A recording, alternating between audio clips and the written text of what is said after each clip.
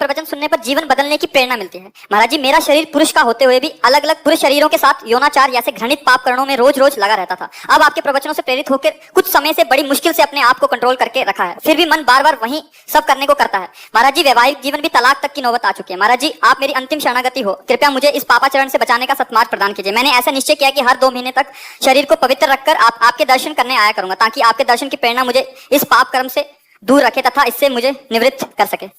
पहले तो हम आपका धन्यवाद देते हैं कि अभी आप में इतना आत्मबल बचा है कि आप अपनी कमी को सभा में रख रहे हैं। आप बहुत मतलब अभी आत्मबल से युक्त है ना, ऐसी बातें समाज में नहीं रखी रहती, हिम्मत नहीं होती ना ऐसा कहना, अपनी कमियों को प्रकाशित किया। तो इसका मतलब कहीं किसी कोने में अभी सत्य का अस्तित्व है। देखो, ये तुम्हारी ही गलती नहीं है, ये संपूर्ण सृष्टि में काम अपना तांडव मचाए हुए है।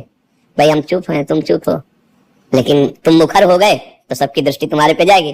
फिर लौट के अगर अपने हृदयों में देखा जाए तो कुछ ऐसा ही है सबका जीवन। ओपन हो गई तो फिर मुख में कालिक पोती, समाज का ऐसा स्वरूप। लेकिन जो कालिक पोत रहा है वो भी अपने हृदय को देखे।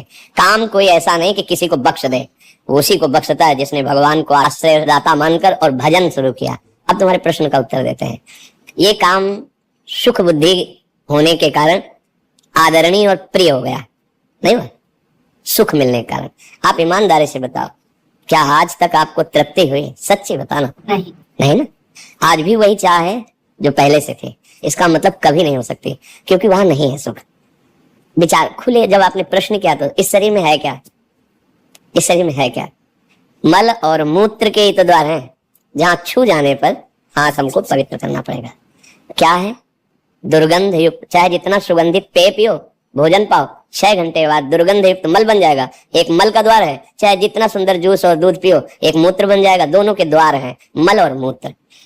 उसके सेवन का केवल एक ही मार्ग बताया गया है कि संतानोत्पत्ति रूपी जो भगवान की सृष्टि का क्रम है, उसकी पूर्ति के लिए काम का आदर किया गया है। भगवान ने कहा धर्मयुक्त काम मैं हूं, अर्थात जो ये सृष्टि जनित क्रिया है, संयम के द्वारा संतानोत्पत्ति करने के